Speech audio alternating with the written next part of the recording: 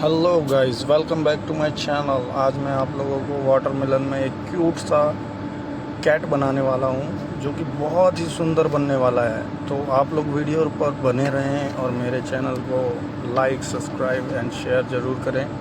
तो चलिए आज स्टार्ट करते हैं क्यूट कार्विंग फॉर कैट।